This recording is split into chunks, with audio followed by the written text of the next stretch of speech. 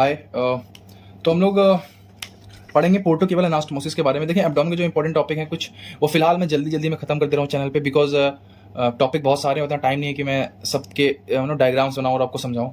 तो मैं बस आपको कॉन्सेप्ट एक्सप्लेन कर देता हूँ, कॉन्सेप्ट समझा देता हूँ, बाकी आप लोग इसको एक बार बुक से इनके डायग्राम्स देख लें बस, ठीक, क्योंकि मेन फोकस हमारा समझना होना चाहिए बस, ठीक। तो हम लोगों ने बात कर ली थी पोर्टल वेन के बारे में कि पोर्टल वेन की फॉर्मेशन कैसे होती है और उसकी ब्रांचेस के बारे में। तो हम लोगों ने देखा था कि पोर्टल वेन हम लोग के बॉडी की एक इंपॉर्टेंट वीनस चैनल होती है। उसकी फॉर्मेशन कैसे होती है? ये थी स्प्लीन, यहाँ से निकली स्प्लीनिक वेन, यहाँ से निकली सुपीरियर मेसेंट्रिक वेन, और इन्होंने मिलकर बना दी क्या? हमारी पोर्टल वेन। पोर्टल वेन कुछ ब्रांचें देती हैं, जैसे कि right gastric vein, left gastric when, इसके अलावा superior pancreaticoduodenal when, superior pancreaticoduodenal when. फिर जो हमारी पोर्टल वेन है फाइनली ये जाके लीवर में दो पार्ट में डिवाइड हो जाती है। एक जाती है लीवर के लेफ्ट लोब में, एक जाती है लीवर के राइट लोब में। लीवर के लेफ्ट लोब में जाने से पहले ये एक ब्रांच देती है पैरा अम्बिलिकल वेन्स, मतलब इसमें ट्रिब्यूटरीज आती हैं पैरा अम्बिलिकल वेन्स की। और जो ब्रांच जाती है राइट लोब ऑफ लीवर में, उसमें आती है ट्रिब्यूटरीज किसकी? सिस्टिक वेन की, ठीक। तो ये सब पांच ब्रांचें हो गई इसकी पोर्टल वेन की। कौन कौन सी? Right gastric vein, left gastric vein, superior pancreaticoduodenal vein, ठीक, पैरा अम्बिलिकल वेन, और ये हमारी क्या हो गई? सिस्टिक वेन, ठीक। हम लोग एक इंपॉर्टेंट टॉपिक पढ़ेंगे, पोर्टोकेवल एनास्टोमोसिस। पोर्टोकेवल एनास्टोमोसिस, पहले इस चीज का मतलब समझें कि आखिर पोर्टोकेवल एनास्टोमोसिस होता क्या है। तो एनास्टोमोसिस का मतलब तुम लोग समझ में आता है कि formation of collateral channels. Anastomosis का मतलब क्या होता है? Collateral channel. एनास्टोमोसिस को आप ऐसे समझ सकते हैं कि ये अच्छे दोस्तों का मिलन होता है। एनास्टोमोसिस बेसिकली अच्छे दोस्तों का मिलन, ठीक। अब देखें समझे, यहाँ पे दो दोस्तों का मिलन हो रहा है, एक है पोर्टल वेन और एक caval. Caval word is generally used for systemic veins of our body. Systemic veins क्या होती है? जनरल वेन्स जो कि अलग अलग बॉडी सिस्टम को ब्लड सप्लाई करती हैं। कोई जा रही है ईसोफेगस को दे रही है, कोई जा रही है लीवर को दे रही है, कोई जा रही है स्टमक को दे रही है। तो ये नॉर्मल सिस्टमिक वेन्स बॉडी की हैं। तो जो एनास्टोमोसिस हो रही है ये हो रही है पोर्टल वेन और normal systemic veins of our body, इसलिए हम लोग इस एनास्टोमोसिस को बोलते हैं पोर्टोकेवल एनास्टोमोसिस, ठीक। टोटल 5 होते हैं एनास्टोमोसिस, लेकिन हम लोग पढ़ेंगे 3 जो कि सबसे इंपॉर्टेंट है एग्जाम पॉइंट ऑफ व्यू से, ठीक। तो सबसे पहला एनास्टोमोसिस हम लोग पढ़ेंगे पैरा अम्बिलिकल वेन्स, जो कि किसकी ब्रांच थी? पोर्टल वेन की वो ब्रांच जो कि लेफ्ट लोब ऑफ लीवर में जा रही थी, उसकी ब्रांच थी पैरा अम्बिलिकल वेन, उसकी ट्रिब्यूटरी थी, सॉरी, पैरा अम्बिलिकल वेन। उसके बीच में एनास्टोमोसिस होगा किसके साथ? अम्बिलिकस के अराउंड जो एंटीरियर एब्डोमिनल वॉल से ब्लड को ड्रेन करती हैं उन वेन्स के साथ, ठीक। तो ये जो पहला एनास्टोमोसिस हो रहा है ये किससे किसके बीच में हो रहा है? एक तो पोर्टल वेन की ब्रांच क्या नाम था इसका? पैरा अम्बिलिकल वेन्स के बीच में, और दूसरा कौन है? एंटीरियर एब्डोमिनल वॉल की वो वेन्स जो कि ब्लड को ड्रेन कर रही हैं अराउंड अम्बिलिकस। अब देखें समझे फिगर, ये हमारी पहला अम्बिलिकल वेन थी, ये खून ला रही है कहां से? अम्बिलिकस के अराउंड से, और अम्बिलिकस के अराउंड इसके कुछ और दोस्त बैठे हुए थे, ठीक। ये क्या है? ये है नॉर्मल एंटीरियर एब्डोमिनल वॉल की वेन्स, ठीक। अब देखें समझे होता क्या है। मान लो एग्जाम्पल बता रहा हूं मैं, मान लो इस पार्ट में 100 ml ब्लड ड्रेन हो रहा था अब तक, 100 ml ब्लड, सपोज, ये बस एक एग्जांपल है, ठीक। और हर एक वेन 25 ml ब्लड को लेके जा रही थी, ठीक। अब हुआ क्या? हो गया पोर्टल हाइपरटेंशन। क्या हो गया? Portal hypertension. मतलब क्या हो गया कि जो हमारी पोर्टल वेन थी वो दब गई, ठीक, वो दब गई। अब उसका रीजन क्या हो सकता है? देखो पोर्टल हाइपरटेंशन के कई रीजन हो सकते हैं, जैसे कि स्प्लीनोमेगाली, ठीक, या फिर एसाइट्स का मतलब होता है कलेक्शन ऑफ फ्लूइड हो जाना, ठीक, इसोफेजियल वेराइसेस, ये सब रीजन होते हैं कि पोर्टल हाइपरटेंशन का होना, कि पोर्टल हाइपरटेंशन हो गया है किसी से, जो हमारी पोर्टल वेन थी वो दब गई है, ठीक, वो दब गई है। तो बताओ ये जो हमारी पैरा अम्बिलिकल वेन थी ये ब्लड ले जा पाएगी कि नहीं ले जा पाएगी? ये ब्लड अब नहीं ले जा पाएगी, ठीक। कुछ भी रीजन हुआ, कुछ ब्लॉकेज हुआ, ये दब गई हमारी पोर्टल वेन, और अब ये वेन ब्लड नहीं ले जा पा रही है, पैरा अम्बिलिकल वेन्स।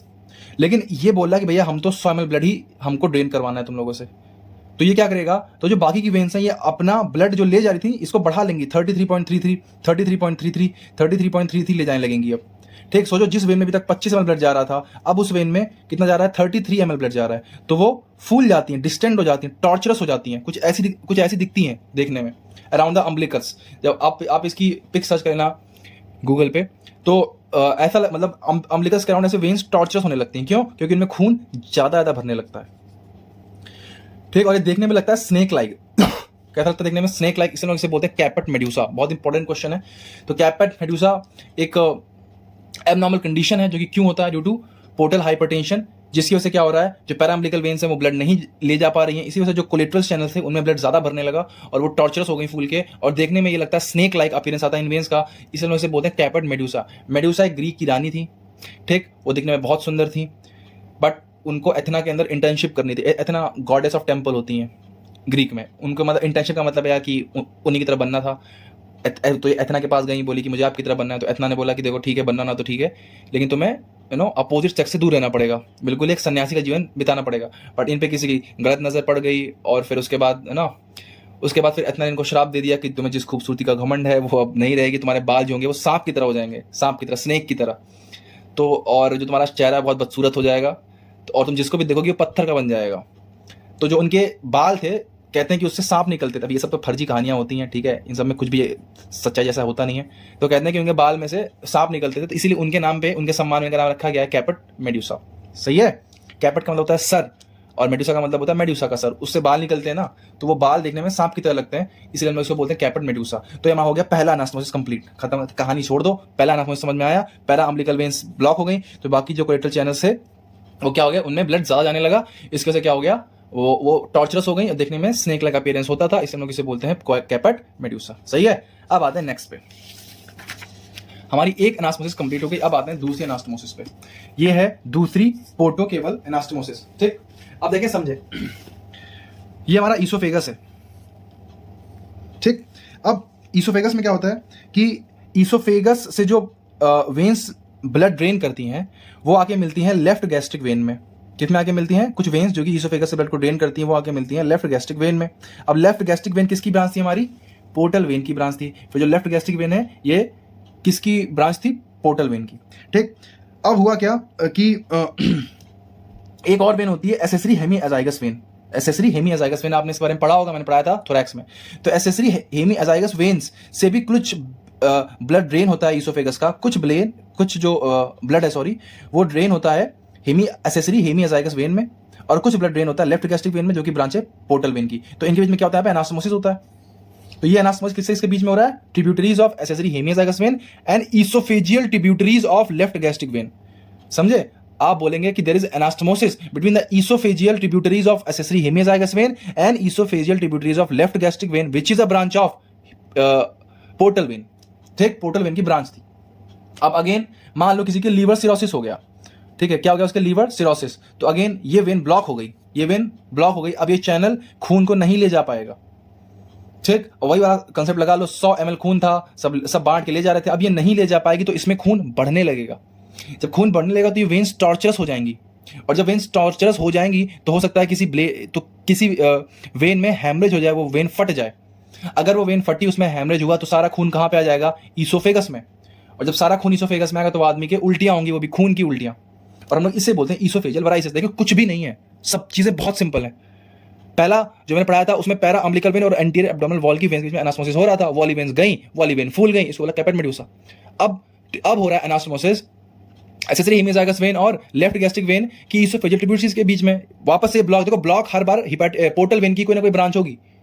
ठीक, ये ब्लॉक, ये फूल गई, फूल के फट गई, सारा खून ईसोफेगस में, आदमी करेगा खून की उल्टियां, इसे बोलते हैं ईसोफेजियल वराइसिस। खत्म है, कुछ भी इसमें बहुत रट्टा मारने वाला नहीं है, आप इसे लॉजिक से समझें। समझ आई बात। अब आते हैं लास्ट जो एनास्टोमोसिस होती है वो होती है एनल कैनाल में। ठीक, अब समझें, एक वेन होती है सुपीरियर रेक्टल वेन। क्या होती है, सुपीरियर रेक्टल वेन। ठीक, अब मेरी बात को आप समझें, एक मैं आपको चीज हल्का सा एक्सप्लेन कर देता हूं। ये देखो, जिन्होंने पोर्टल वेन की वीडियो देखी थी उसमें मैंने कहा था कि स्प्लीनिक वेन में आके जुड़ती है इंफीरियर मेसेंट्रिक वेन, ठीक है, और यहां से जुड़ती है सुपीरियर मेसेंट्रिक वेन, और जब स्प्लीनिक वेन और सुपीरियर मेसेंट्रिक वेन आके जुड़ती है तो बनती है पोर्टल वेन। ठीक, तो लेकिन देखो होता क्या है कि जो इंफीरियर मेसेंट्रिक वेन है ना, वो भी दो चीजों के कॉम्बिनेशन से बनती है, दो चीजों के कॉम्बिनेशन से बनती है। ठीक, मतलब सॉरी, इंफीरियर मेसेंट्रिक वेन में भी कुछ चीजें आके ड्रेन करती हैं, जैसे कि यहां से आती है हमारी लेफ्ट कोलिक वेन, इसने आगे ड्रेन किया किसमें, इंफीरियर मेसेंट्रिक वेन में। ठीक, और यहां से आती है सुपीरियर रेक्टल वेन। तो सुपीरियर रेक्टल वेन और लेफ्ट कॉलिक वेन के मिलन से बनी थी इंफीरियर मेसेंट्रिक वेन, उसने ड्रेन किया स्प्लीनिक वेन में, स्प्लीनिक वेन से जब मिली सुपीरियर मेसेंट्रिक वेन तब बन गई पोर्टल वेन। बात समझ में आ रही? तो कुछ कॉम्प्लेक्स नहीं है, चीजों को बस 2-3 बार दोहराओ और समझने की कोशिश करो। Superior rectal vein, left colic vein मिली, उनसे बनी इंफीरियर मेसेंट्रिक वेन, उससे मिली स्प्लीनिक वेन। ठीक है भाई साहब, बहुत अच्छी बात। यहां से सुपीरियर मेसेंट्रिक वेन, जब superior mesenteric when splenic when से आके मिली तब बन गई पोर्टल वेन। ठीक, तो इसलिए अगर सुपीरियर रेक्टल वेन का भी जो खून है वो अल्टीमेटली जा तो पोर्टल वेन में ही रहा है, ही रहा है। ठीक, तो जो हमारा एनल कैनाल होता है, हमारा एनल कैनाल, उसके अराउंड एक एनास्टोमोसिस होता है, ठीक। उस एनास्टोमोसिस में इन्वॉल्व होती हैं, समझे, सुपीरियर रेक्टल वेन, ठीक, मिडिल रेक्टल वेन, ठीक, और इंफीरियर रेक्टल वेन, ठीक। Superior rectal when was ultimately draining into inferior mesenteric vein, which was ultimately draining into splenic vein, which was forming portal vein by the combination of superior mesenteric vein। समझ में आओ, इसको 2-3 बार draw करना पड़ेगा, ठीक है भाई। खैर, बस तुम लोग को इतना ध्यान रखना कि एनल कैनाल में 3 वेन की एनास्मोसिस होती है, बस इतना ध्यान रखना कि एनल कैनाल में 3 वेन की एनास्मोसिस होती है, superior rectal when, inferior rectal when और मिडिल रेक्टल वेन। और superior rectal when ultimately drain करती है पोर्टल वेन। बस इतना ध्यान रखो बस कि भैया एनल कैनाल में 3 वेन की एनास्मोसिस हो रही है, superior rectal, middle rectal, inferior rectal, और सुपीरियर रेक्टल अल्टीमेटली ड्रेन कर रही है पोर्टल वेन में। हमें नहीं पता कैसे बस कर रही है, कैसे रही थी हमने समझ लिया, बट बहुत डिटेल में हो गया। आपको इतना जानना कि superior rectal when ultimately drain into portal vein, ठीक। अब समझो, अगर सुपीरियर रेक्टल वेन ब्लॉक, मान लो अगर पोर्टल वेन कहीं भी ब्लॉक हुई, क्या सुपीरियर रेक्टल वेन ब्लड ले जा पाएगी? नहीं। लेकिन यहां से खून बहुत नहीं जाना है, यहां से 100 ml को, यहां से 100 ml खून नहीं जाना है। अब तक ये 33 ले जा रही थी, अभी हो गई ब्लॉक, तो ये 50 ले जाएंगी, तो ये वेन क्या होंगी? फूल जाएंगी, ठीक। और it results in the formation of haemorrhoids, जिसको या फिर आप लोग बोलते हैं पाइल्स, ठीक है। तो पाइल्स हो जाता है, कैसे हो जाता है हम लोग समझ लेंगे। सुपीरियर रेक्टल वेन ब्लॉक हो गई है तो इंफीरियर और मिडिल में खून ज्यादा जाएगा, इसके लिए टॉर्चर्स हो जाएंगी, इसके हो जाएगा हेमरॉइड्स या पाइल्स, ठीक। और बस हो गया, खत्म। अब हम लोग अगर रिवाइज करें तो मैं सिंपल आपको ये बोलना है कि भैया देखो 3 इंपॉर्टेंट एनास्टोमोसिस हैं। पहला कहां पे हो रहा था? अम्बिलिकस के अराउंड, वहां पे जो एंटीरियर एब्डोमिनल वॉल की वेन थी जो कि ड्रेन करी थी एंटीरियर एब्डोमिनल वॉल से ब्लड को, उनसे आके कंबाइन करी थी para umbilical when. Portal hypertension हो गया, वो वेन ब्लॉक हो गई पोर्टल वेन, तो भैया अब क्या होगा? अब वाली वेन जो एंटीरियर एब्डोमिनल वॉल से ब्लड ड्रेन कर रही थी वो हो जाएंगे tortuous, this leads to caput medusae. Next है ईसोफेजियल वेराइसिस, तो भैया oesophageal tributaries of accessory hemiazygous vein and esophageal tributaries of portal vein या फिर superior gastric vein which is a branch of portal vein was forming an anastomosis around esophagus, but due to portal hypertension there यहाँ क्या हो गया? Blockage हो गया किसमें? esophageal tributaries of superior gastric vein, जिसकी वजह से जो एसेसरी हेमीएजाइगस वेन की esophageal ट्रिब्यूटरी थी वो फूल गई, उसकी वजह से उनमें खून भर गया, हो सकता है वो डैमेज हो जाए और जो खून होगा वो मुंह के रास्ते बाहर आएगा, हम लोग इसे बोलेंगे ईसोफेजियल वेराइसिस, ठीक है। और लास्ट हमने पढ़ा था कि भैया एनल कैनाल के around superior rectal when, inferior rectal when, middle rectal vein की एनास्टोमोसिस होती है। और फिर क्या हुआ? सुपीरियर रेक्टल वेन जो कि अल्टीमेटली ड्रेन करती है पोर्टल वेन, वो हो गई block due to portal hypertension. और फिर क्या हुआ? जो मिडिल और इंफीरियर रेक्टल वेन है टॉर्चरस हो जाएंगे, this lead to the formation of haemorrhoids या पाइल्स। खत्म, ठीक है। इसको बिल्कुल लॉजिकली ध्यान रखना है। Thank you. नेक्स्ट वीडियो में कुछ और पढ़ेंगे, बट ऐसे ही पढ़ेंगे यार, सिर्फ हम लोग समझ लेंगे। डायग्राम आप देख लेंगे, विश्राम के पेज नंबर 136 पे डायग्राम देके रखा है। 5 एनास्टोमोसिस हैं लेकिन आपको बस 3 पढ़नी है, वही 3 इंपॉर्टेंट है, ठीक है। Thank you.